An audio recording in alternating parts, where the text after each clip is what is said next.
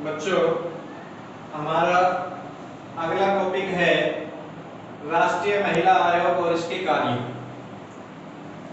महिलाओं पर होने वाले अत्याचार और उनके शोषण से उनको बचाने के लिए भारत सरकार द्वारा 1990 में महिलाओं के लिए राष्ट्रीय आयोग नामक बिल पास किया गया।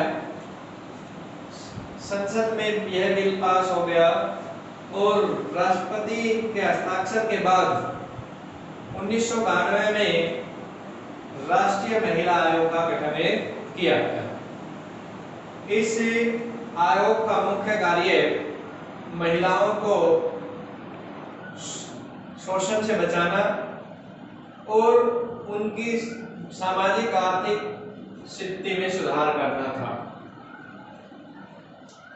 इस आयोग के सदस्य के बाद इस आयोग का अध्यक्ष होता है। एक अध्यक्ष, 5 इसके सदस्य होते हैं और एक सचिव होता है।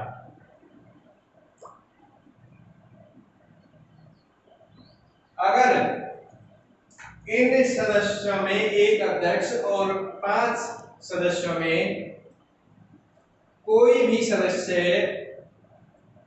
अनुसूचित जाति से नहीं है तो एक सदस्य अनुसूचित जाति से और लिया जाता है। और अगर एक अध्यक्ष और 5 सदस्यों में से कोई भी सदस्य अनुसूचित जनजाति का नहीं है तो एक सदस्य अनुसूचित जनजाति का भी लिया जाता है। इस प्रकार अगर इन 7 सदस्यों में, ये कुल 7 सदस्य हुए,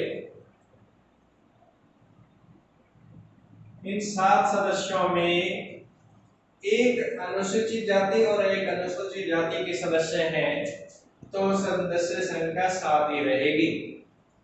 और अगर इनमें अनुसूचित जाति और अनुसूचित जाति का सदस्य नहीं है तो सदस्य संख्या 9 हो जाएगी।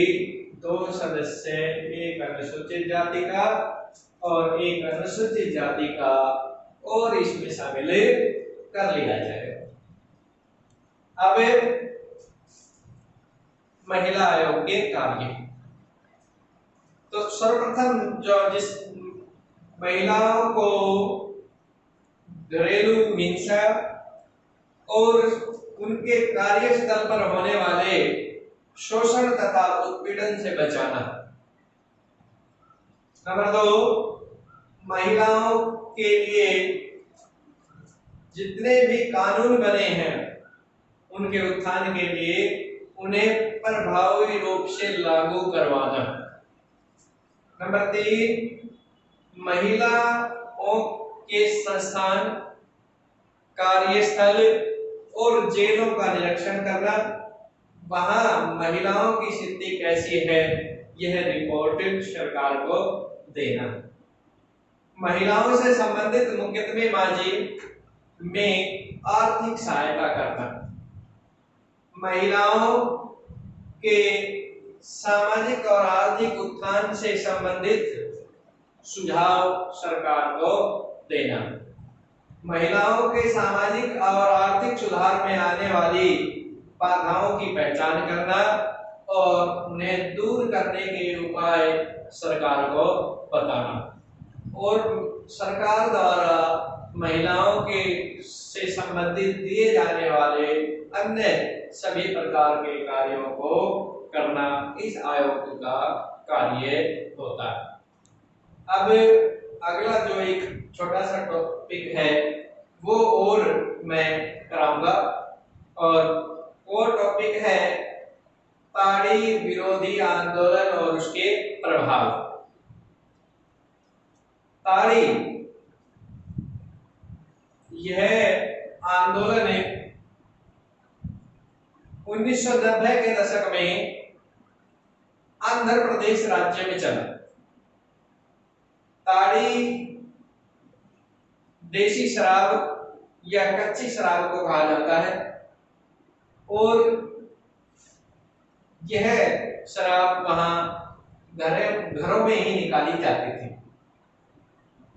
यह आंदोलन आंध्र प्रदेश के नल्लोर जिले के एक गांव दुब्बरबंटा से शुरू हुआ। वहां उस गांव में घरों में देसी शराब निकाली जाती थी और गांव के ज्यादातर लोग शराब के पीने के आदी थे और गांव की महिलाएं जो एक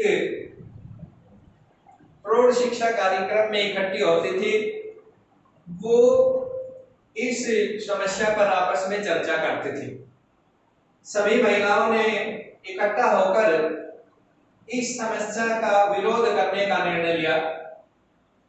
सभी महिलाओं ने निर्णय लिया कि हम जो ताड़ी है उसके जो ठेके हैं उनको बंद कराएंगे और ताड़ी बिक्री का विरोध करेंगे। तो इस प्रकार ये दुब्बरबंटा गांव से ये आंदोलन शुरू हुआ और महिलाओं ने वहां उस गांव में ताड़ी के जो ठेके थे वहां उनके सामने धरना दिया, विरोध प्रदर्शन किया और उन ठेकों को बंद करने के लिए ठेकेदारों को मजबूर होना पड़ा। धीरे धीरे ये आंदोलन पूरे आंध्र प्रदेश में फैल गया और यह आंदोलन न केवल ताड़ी विरोध तक सीमित रहा बल्कि महिलाओं पर होने वाली अन्य हिंसाओं और उनकी सामाजिक समस्याओं से भी जुड़ गए। अब मैं इस ताड़ी आंदोलन के क्या प्रभाव हुए वो बताता हूं आपको। नंबर 1, इससे दुब्बरबंटा गांव में ताड़ी के ठेके बंद हो गए और महिलाओं को ताड़ी से मुक्ति मिली या देसी शराब के जो सेवन उनके पति करते थे या परिवार के जो पुरुष करते थे उससे मुक्ति मिली। दूसरा इसका प्रभाव ये हुआ कि आंध्र प्रदेश की महिलाओं से संबंधित विभिन्न समस्याओं के जैसे दहेज प्रथा है, महिला उत्पीड़न है, घरेलू हिंसा है, उसके प्रति जागरूकता पैदा हुई और उन्होंने अपनी समस्याओं के हल के लिए विरोध करना शुरू कर दिया। तीसरा, इससे जो पुरुष थे जो शराब के आदी थे और शराब के नशे के कारण परिवारों की आर्थिक दुर्दशा खराब हो चुकी थी, उन पुरुषों के ताड़ी सेवन को छोड़ देने के कारण उन परिवारों की आर्थिक दशा में सुधार हुआ। वहां के जो ठेकेदार थे, चौथा पॉइंट, जो ताड़ी के ठेकेदार थे वो उस क्षेत्र के पुरुषों को उधार शराब पीने के लिए प्रोत्साहित करते थे जिससे कि वो कर्ज के दुष्चक्र में फंस जाते थे। अब उन परिवारों को कर्ज के दुष्चक्र से मुक्ति मिली। पांचवा, ताड़ी के आदी होने के कारण पुरुष खेती बाड़ी के काम नहीं करते थे और महिलाओं को ही खेती बाड़ी का काम करना पड़ता था। ताड़ी की समाप्ति के कारण वहां पर पुरुष भी अब महिलाओं के साथ कृषि कार्य करने लगे और उन परिवारों की सामाजिक और आर्थिक दशा में सुधार हुआ। तो बच्चों, ये दो टॉपिक आज समाप्त हुए। इनमें जो हमारे इन दोनों टॉपिक्स के जो 2 प्रश्न बनेंगे, जो आज हमने टॉपिक्स कराए हैं उनमें जो मेन क्वेश्चन है बनते हैं वो मैं बताता हूँ। राष्ट्रीय महिला आयोग क्या है, इसके कार्यों का वर्णन कीजिए। और दूसरा जो प्रश्न बढ़ेगा, ताड़ी आंदोलन क्या था, इसके प्रभावों का वर्णन कीजिए। आज का हमारा टॉपिक खत्म होता है। धन्यवाद। अगला टॉपिक है हमारा national fish workers forum. Bharat का एक लंबा तट समुद्र से लगता है। भारत 3 तरफ से समुद्र से घिरा हुआ है। दक्षिण में हिंद महासागर, दक्षिण पूर्व में बंगाल की खाड़ी और दक्षिण पश्चिम में अरब सागर। इसलिए एक लंबी सीमा भारत के समुद्र तट से लगती है। इस समुद्र तटीय इलाके में लोगों का मुख्य व्यवसाय मछली पकड़ना है और वो मछली बेचकर अपनी आजीविका कमाते हैं। इस लंबी सीमा में लाखों लोग रहते हैं। इन लाखों लोगों को मछुआरे कहते हैं, जो मछली पकड़ने और मछली बेचने का कार्य करते हैं। 1980 के दशक में मछुआरों द्वारा एक संगठन का निर्माण किया गया जिसे नेशनल फिश वर्कर फोरम कहा गया। इस संगठन का मुख्य कार्य मछुआरों की समस्याओं को उठाना था, क्योंकि जो मत्स्य है, मछली पालन, वो राज्य का विषय है।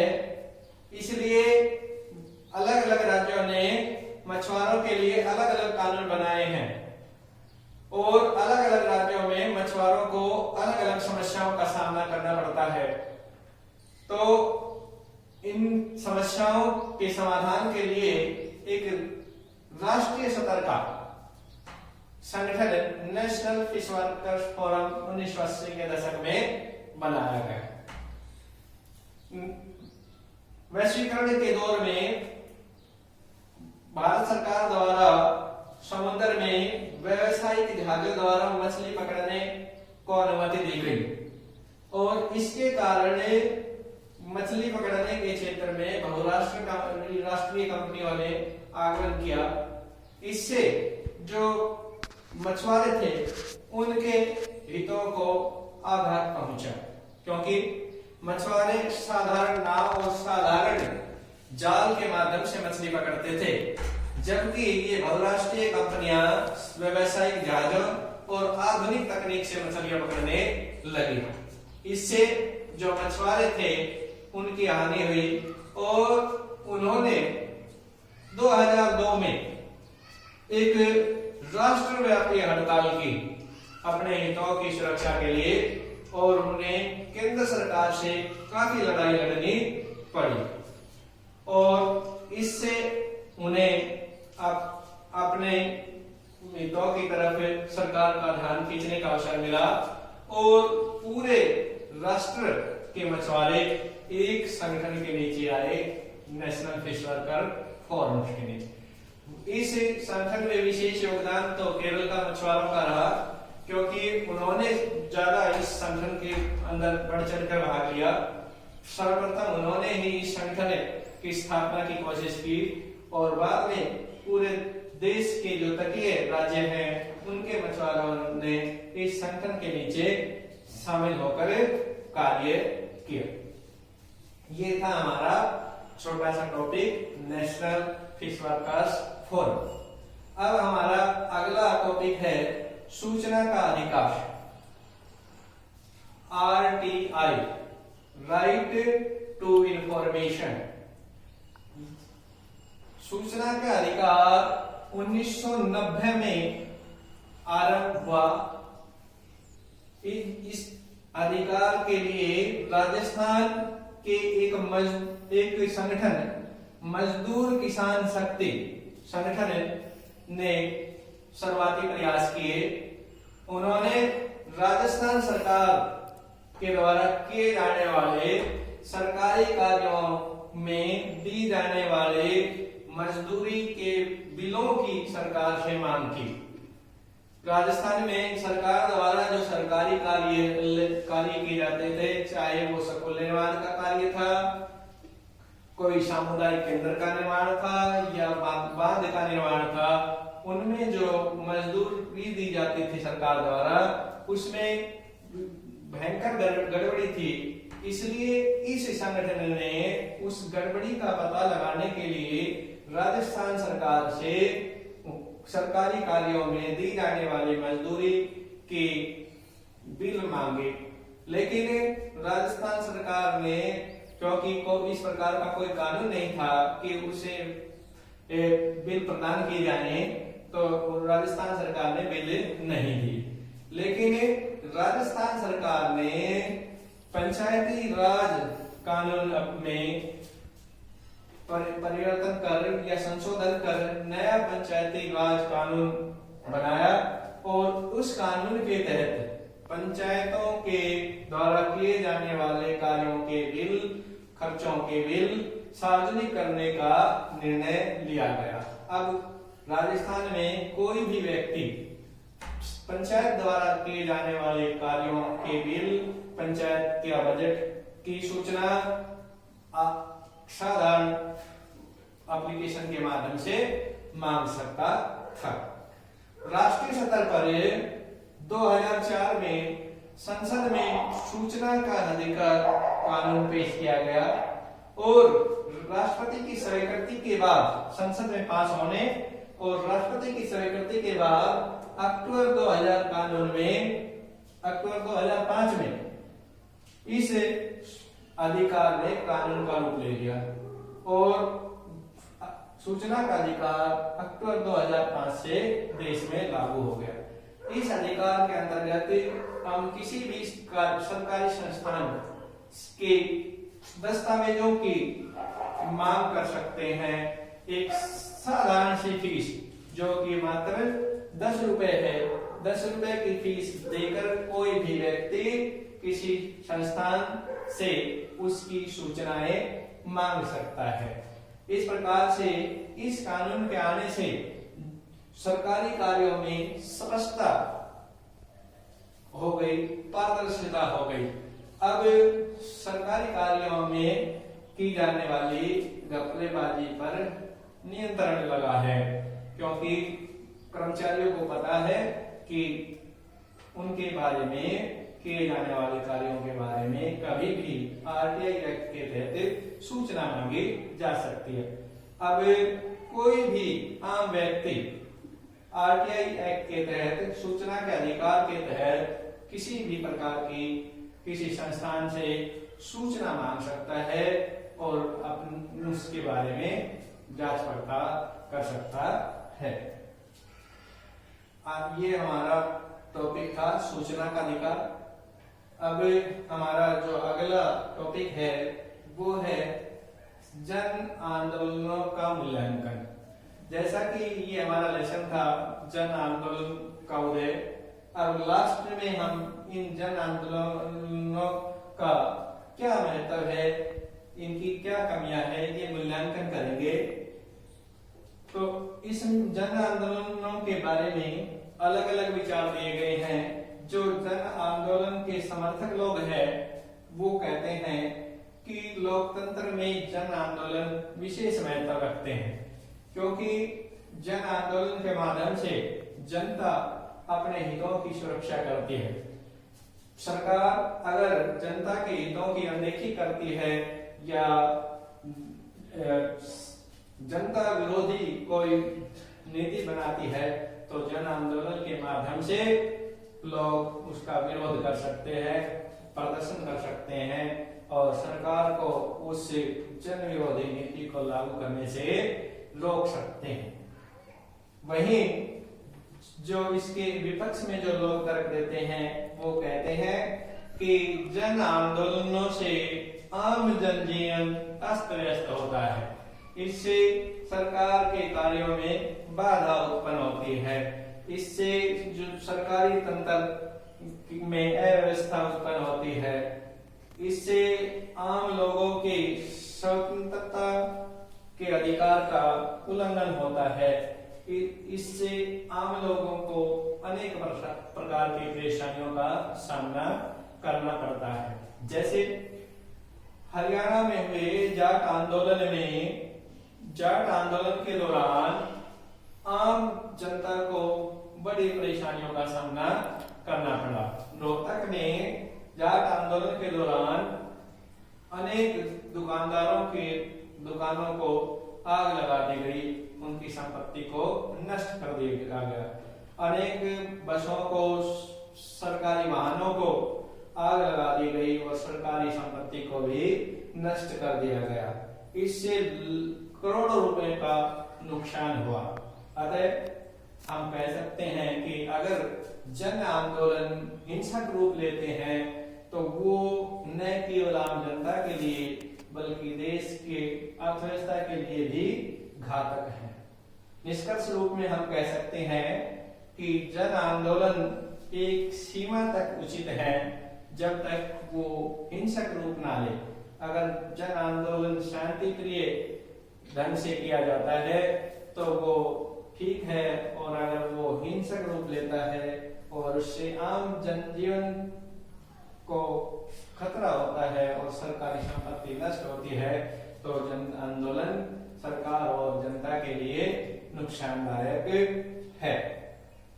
तो प्यारे बच्चों, ये लेसन हमारा समाप्त होता है और इन टॉपिक्स पर हमारे 2 प्रश्न बनते हैं। पहला प्रश्न हमारा बनेगा नेशनल फिश वर्कर्स फॉरम क्या है, वर्णन कीजिए। और दूसरा हमारा इसमें प्रश्न बनेगा सूचना का अधिकार क्या है, उसका वर्णन कीजिए।